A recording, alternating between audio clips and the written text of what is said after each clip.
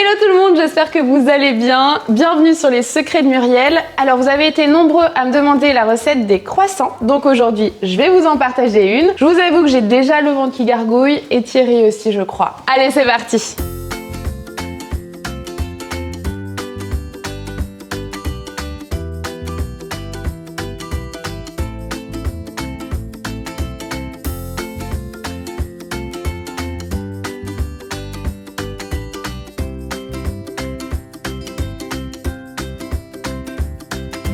Pour ça, vous aurez besoin de farine T55, de farine T45, de lait entier, d'eau, de sucre semoule, de beurre noisette, de sel fin, de levure de boulanger et de beurre. Alors, c'est un peu le même principe que la pâte feuilletée.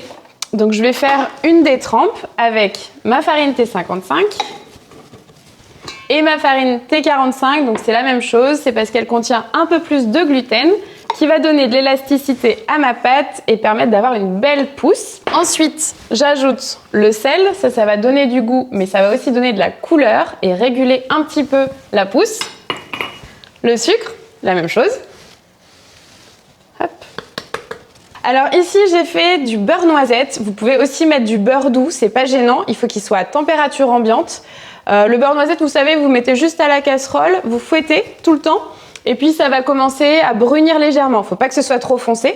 Et ensuite vous le transvasez dans un autre cul de poule, vous attendez que ça refroidisse et ça vous donne du beurre noisette. Donc là il est à température ambiante, ça donne un petit peu plus de goût à la pâte, moi je trouve ça très sympa. Ensuite vous mettez de l'eau, du lait, ça c'est pour le goût hein, toujours, hein. Vous pourriez mettre que de l'eau ou que du lait si vous voulez, ou même de la poudre de lait aussi pour renforcer un petit peu ce côté lacté. Et évidemment de la levure de boulanger, hop, que j'ai juste mis en petits morceaux comme ça, pas besoin de la délayer. Si vous voulez utiliser de la levure sèche, c'est possible. Par contre, référez-vous la petite notice qu'il y a derrière pour savoir le poids que vous devez mettre et comment vous devez la réhydrater. Donc là, on va commencer la pétrie. Faut trouver un juste milieu en fait entre la pétrie de la pâte feuilletée où on donne pas trop d'élasticité et à la fois c'est une pâte levée, ce qu'on appelle une pâte levée feuilletée. Donc il faut quand même lui donner un petit peu de force pour avoir un réseau gluténeux qui se forme. Donc c'est parti, je vais commencer 4 minutes en vitesse moyenne. Je vais mettre un timer avec mon téléphone. C'est super important de respecter vraiment ces timings. 4 minutes, c'est parti. Donc là ça fait 4 minutes. Donc maintenant je vais augmenter la vitesse du batteur pour lui donner encore plus de force pendant 2 minutes cette fois-ci. Ok c'est bon. Donc là je l'arrête. Donc je fais attention, il ne faut pas que ma pâte soit trop chaude. Donc si jamais il fait chaud chez vous ou que vos ingrédients sont un peu au chaud, ce que vous faites, c'est que vous mettez vos farines au frigo au moins une demi-heure avant. Et donc là je récupère ma détrempe, je vais juste la bouler légèrement, hop, et je la remets dans la cuve du batteur, je mets un torchon dessus, un magnifique torchon que Thierry m'a offert d'ailleurs à Noël. Regardez comme c'est beau, je l'ai payé pour qu'il m'offre ça. Et là, hop, on va mettre une demi-heure à température ambiante pour que ça pousse un petit peu en fait, c'est la première pousse. Et voilà, donc là ça fait une demi-heure, donc on a une pâte qui a légèrement poussé, il y a du gaz carbonique qui s'est créé en fait tout simplement. Hop là. Alors si besoin, vous farinez un petit peu votre plan de travail et là on la dégaze un petit peu. Voilà. Hop. Donc là maintenant je vais lui donner sa forme comme pour la pâte feuilletée. Je vais faire un rectangle de pâte qu'après je vais remettre au frigo. Donc là hop, je façonne déjà un petit peu avec les mains évidemment. Et après, on prend notre rouleau, hop, pour l'étaler. Alors, c'est beaucoup plus souple, hop, que ma pâte feuilletée. J'essaye d'avoir quand même des beaux coins. Ça, c'est super important pour la suite, pour que ce soit bien homogène après. Hop, donc je tire un petit peu dessus. Voilà. Il faut que ce soit bien régulier, une belle épaisseur bien régulière pour avoir de jolis croissants au final. Donc là, maintenant, je mets soit dans une feuille de sulfu, soit dans un film. Donc là, hop, si je prends un film, je l'étale, je mets ma pâte. Voilà.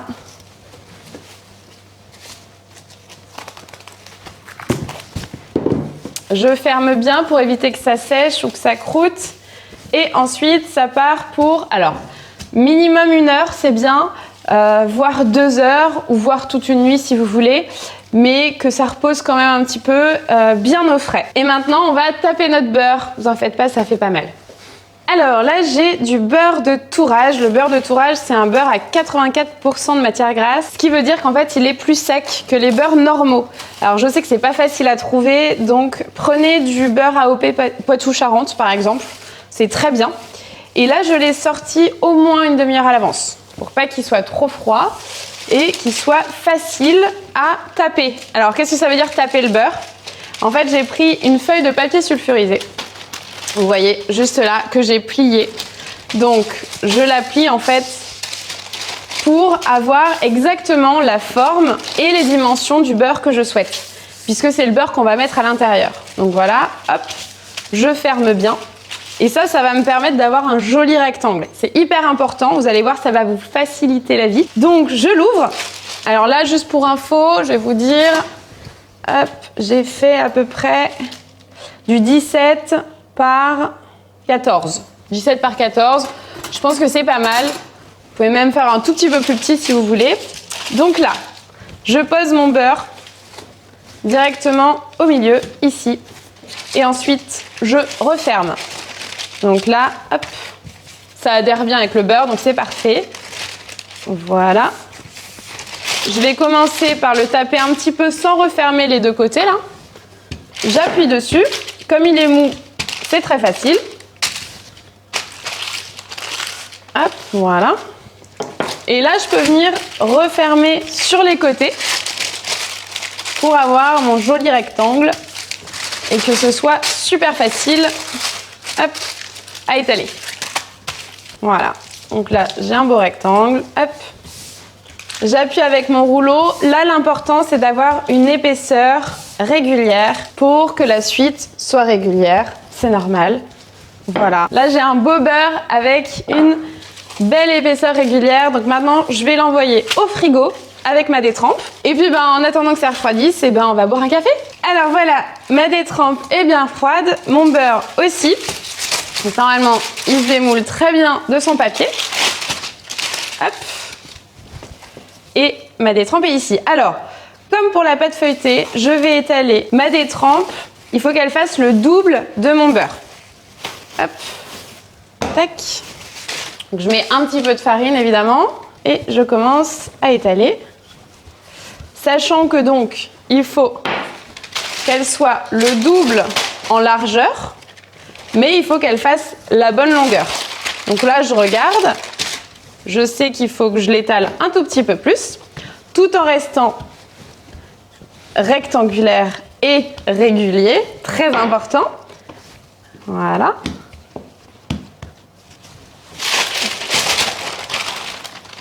Là, ça me paraît pas trop mal. Donc maintenant, je sais que je peux l'étaler pour avoir la bonne longueur. Je rajoute un petit peu de farine, mais pas trop. Faites toujours super attention à ça, parce que la farine, ça va avoir tendance à sécher votre pâte. Donc, vous allez voir, la pâte est assez souple, c'est normal. C'est pour ça qu'il ne faut pas qu'il fasse trop chaud chez vous, sinon c'est un petit peu galère de l'étaler. Voilà. Ça me paraît pas trop mal. Ouais, ça me paraît bien. Donc là, directement, hop, je le place au centre. Voilà. Alors, il dépasse un petit peu ici. Hop. Je viens de récupérer. Voilà. Et là, je viens exactement pareil que pour la pâte feuilletée sur mon beurre. Et je viens joindre, hop, mes deux bouts. Voilà. Super. Tac. Un meilleur ouvrier de France boulanger, quand j'étais en CAP pâtissier, nous avait dit de couper sur les bords ici, hop, pour avoir une pâte plus régulière et des feuillets plus réguliers. Donc depuis, je le fais, je l'écoute. Voilà, hop, tac. Et ensuite, j'égalise, ça c'est très important, avec mon rouleau. Alors là, si chez vous il fait très chaud, je vous conseille de repasser votre pâte un petit peu au réfrigérateur. S'il fait bon et qu'il n'y a pas de problème, vous arrivez à l'étaler, dans ce cas-là, vous y allez directement. Donc, là, moi, je vais y aller directement. Je mets un petit peu de farine pour pas que ça colle au plan de travail, comme d'habitude. Hop. Et là, alors la petite technique pour être régulier dès le début, c'est de presser un petit peu comme ça avec son rouleau. Ça va déjà l'étaler un petit peu. Hop. Donc, je fais comme des bosses, en fait. Vous voyez, ça fait des petites bosses. Et après, je viens appuyer sur les bosses.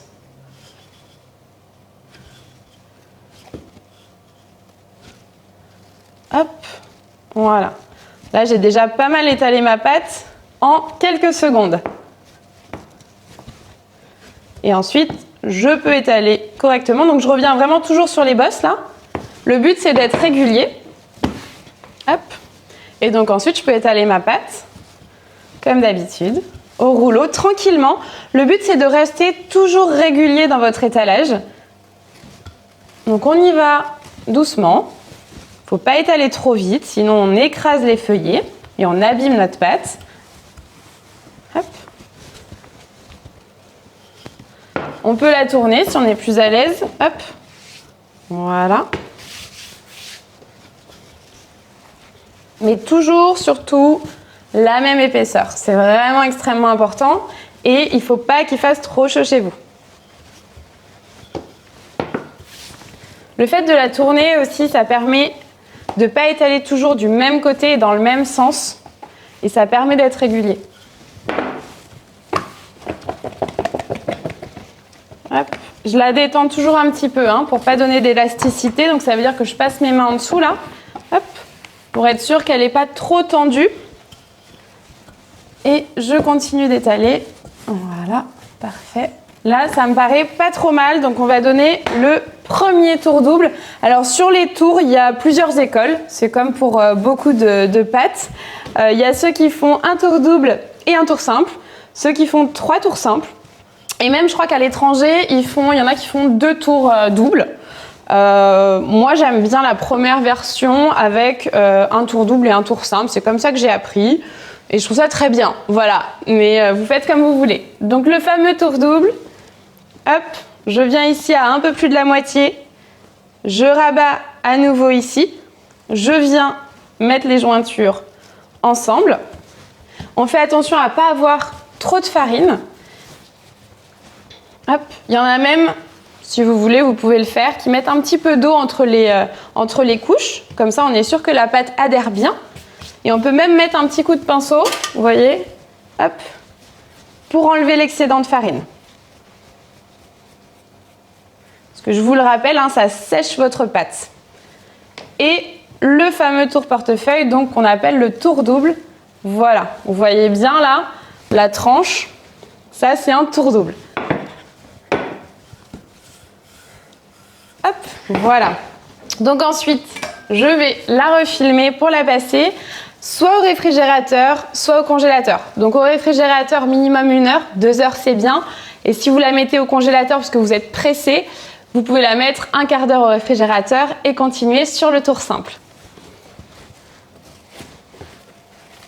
Et là, c'est important de bien filmer ou de mettre dans un sachet plastique pour éviter que la pâte ne croûte avec l'air du frigo. Alors voilà, ma pâte a bien refroidi, donc mon premier tour portefeuille. Maintenant, je vais donner un tour simple. Hop. Donc là, comme pour la pâte feuilletée, je mets l'ouverture de ma pâte vers ma droite. Je mets un petit peu de farine. Et pareil, j'y vais progressivement. Hop. Pour pas trop brusquer ma pâte. Je fais attention qu'elle ne colle pas, donc je la bouge souvent. Ça, c'est très important. Parfois, on oublie de le faire et après, on se rend compte que la pâte a collé au plan de travail et on doit tout recommencer. Donc, c'est un peu un enfer. Voilà, donc on fait attention à ça. On la retourne dans l'autre sens. Hop. On fait toujours attention à nos coins qu'on va chercher un petit peu, regardez, en mettant notre rouleau comme ceci. Hop, voilà. Ça nous permet d'être un peu plus homogène. Et donc on y va tranquillement. Hop là, on étale. On décolle la pâte de temps en temps pour être sûr qu'elle ne colle pas au plan de travail.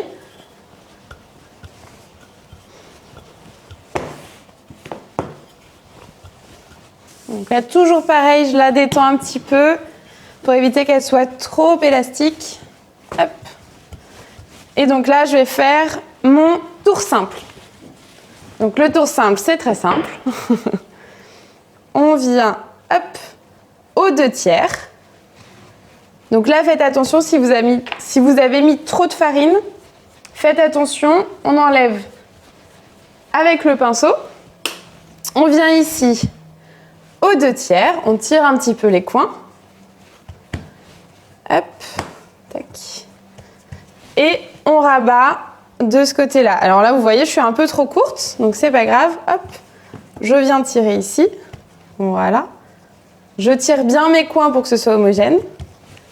Et je rabats ici. Voilà, donc là, j'ai un beau tour simple. Donc toujours pareil, j'égalise au rouleau.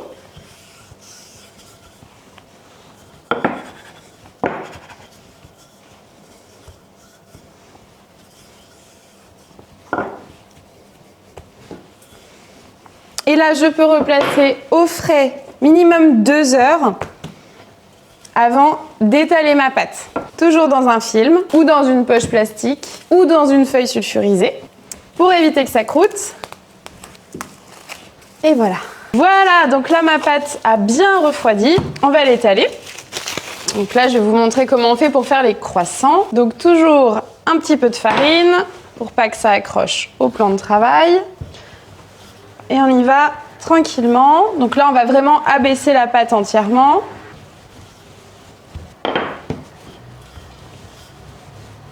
Donc là, je veux une largeur de 28 cm. Alors, je vais faire à peu près 30 cm parce que je vais enlever les chutes. Donc là, je peux abaisser encore un tout petit peu. Voilà. Et maintenant, j'abaisse dans l'autre sens. Donc ça, en fait, ça va être la longueur de notre croissant.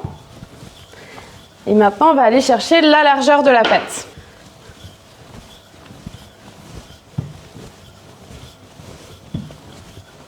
Donc là, je veux une pâte qui fait à peu près 4 mm d'épaisseur, entre 4 et 5 mm d'épaisseur. Ça va nous permettre d'avoir un beau feuilletage.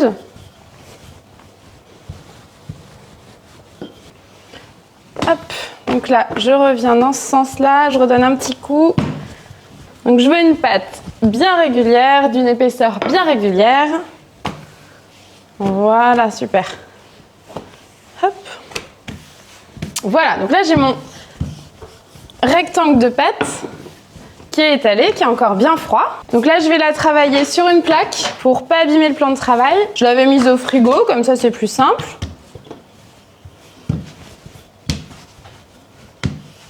Et je vais détailler mes croissants. Donc là, j'ai ce qu'on appelle un couteau de tour ou un éminceur pour les cuisiniers, c'est comme vous voulez. Donc là, hop, je regarde. J'étale un tout petit peu plus. Et je vais venir enlever les rognures. Donc ici, hop, j'enlève au couteau pour être bien à plat, bien droit. Hop. Et là-haut aussi. Hop là. Je vais donner un premier angle à mes triangles.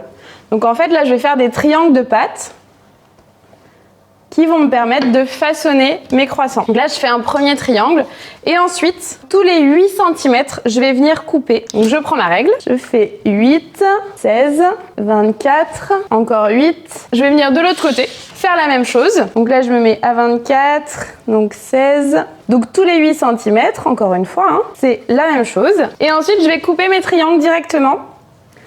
Hop, faites attention d'être bien régulier.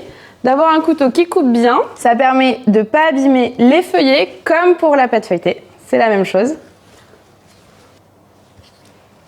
Et voilà. Hop. Je vais tailler juste ici. Je vais entailler en fait la base de chaque croissant. Vous allez voir, ça va être pour les rouler ensuite. Je les place à côté de moi et je vais venir rouler les croissants. Je prends mon croissant ici, je le place bien droit. Ici, je viens mettre les étiquettes, je vais appeler ça les étiquettes, hop, sur les côtés. Donc j'ouvre en fait mon croissant, ça va me permettre d'avoir des belles pointes sur les côtés. Ici, de façon régulière, en fait, j'accompagne mon croissant avec mes 2 mains, sans appuyer, sans serrer trop fort, hop, et sans appuyer sur les feuillets. Et faites super attention à avoir bien la jointure en dessous. Et donc, évidemment, vous faites pareil pour tous vos croissants. Et on reste bien au centre, sans appuyer. Et on appuie juste un tout petit peu à la fin pour sceller. Et on met bien la jointure en dessous. Ça, c'est super important parce que sinon, ils vont s'ouvrir à la cuisson, en fait. Si vous voulez qu'ils soient un petit peu plus charnus, vous pouvez aussi mettre un petit peu des chutes de croissant au centre au début uniquement. Et après, vous tournez, hop. Et vous laissez bien en dessous, ça c'est super important. Et donc là sur la plaque, pensez vraiment à une chose très importante, vous les mettez en quinconce. Donc en gros, vous en mettez 1 sur 2 à chaque fois, entre chaque. Vous allez voir, vous allez comprendre, je vais vous montrer la plaque à la fin. Et voilà, donc vous voyez là c'est en quinconce en fait. À chaque fois il y a de l'espace pour que l'air circule et que la cuisson soit plus homogène en fait. Donc maintenant je vais les mettre à pousser. Alors en entreprise on a ce qu'on appelle des étuves. Ce sont des chambres de pousse contrôlées. On peut choisir la température et l'hygrométrie. Évidemment à la maison on n'a pas ça. Mais on a un four, donc là je vous conseille de mettre vos croissants dans un four froid et d'y glisser une casserole d'eau chaude. Donc là, moi j'ai fait bouillir une casserole, je vais la mettre dans le four. Et ensuite, j'y glisse mes croissants pendant à peu près 1h30. L'idéal, c'est d'avoir un four qui est à peu près à 25-26 degrés pour la pousse et environ 1h30. Voilà, vous allez voir, c'est simple. La casserole d'eau, elle permet de faire chauffer votre four, mais pas trop. Donc allumez surtout pas votre four. Et elle permet aussi d'avoir de l'humidité dans le four pour la pousse, c'est très important pour éviter d'avoir des croissants qui croûtent. Après, si vous ne savez pas quoi faire de vos chutes, c'est Sébastien Lagrue, qui est champion du monde de pain au chocolat, qui avait montré cette petite astuce. Vous coupez vos chutes comme ça, au couteau, grossièrement. Vous prenez 2 petites barquettes comme ça. Alors là, j'ai mis un peu de beurre, il me restait du beurre noisette. Donc j'ai mis un peu de beurre noisette dans le fond. Je mets un petit peu de sucre cassonade.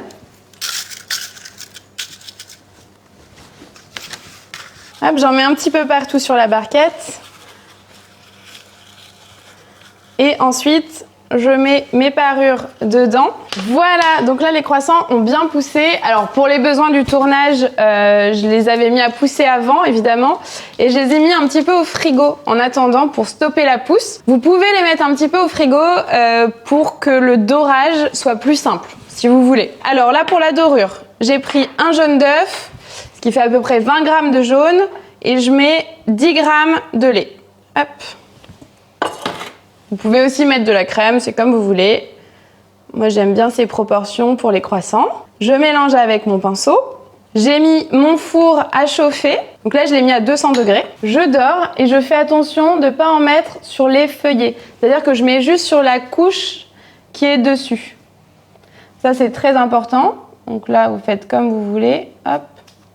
Vous faites attention de ne pas en mettre trop. Alors nous souvent on nous disait de faire comme ça, dans ce sens-là, pour ne pas en mettre sur les feuillets. Mais parfois, on n'en met pas assez sur le croissant. Donc il faut faire attention. Si on a un pinceau bien souple, c'est vachement plus simple aussi. Moi, il est un tout petit peu dur, le mien. Et voilà, donc là, les croissants sont dorés. Mes petits Queen Yaman rapides sont faits. Donc là, je vais enfourner à 200 degrés. Et dès que j'ai enfourné et fermé la porte du four, je vais les mettre à 170 pendant environ 20 minutes. Alors ça dépend encore une fois de votre four. Je les mets à 200 degrés dès le départ. En fait, ça va permettre de donner une impulsion au croissant. Et après, une cuisson tranquille à 170. Et voilà! Oh là là, ça sent mais tellement, tellement, tellement bon. Je sais que c'est une des odeurs préférées d'ailleurs du chef Conticini. Et je le comprends. Écoutez, je vais juste en couper un et en goûter un quand même. Petit couteau aussi. J'espère que cette recette vous plaît et que vous allez les réussir parfaitement à la maison. Je vous partagerai une recette de pain au chocolat si vous voulez et on fera les barrettes au chocolat ensemble. Voilà, ah là là, ça va être incroyable. Délicieux. Je vais continuer à me régaler toute seule avec ma plaque de croissant. Mais en tout cas, merci beaucoup d'être là. N'oubliez pas de vous abonner, de mettre un petit pouce bleu parce que ça me fait toujours plaisir. Mettre un commentaire si vous le souhaitez et si vous avez envie de me dire quelque chose. Et je vous dis à très vite pour de nouvelles recettes. Salut!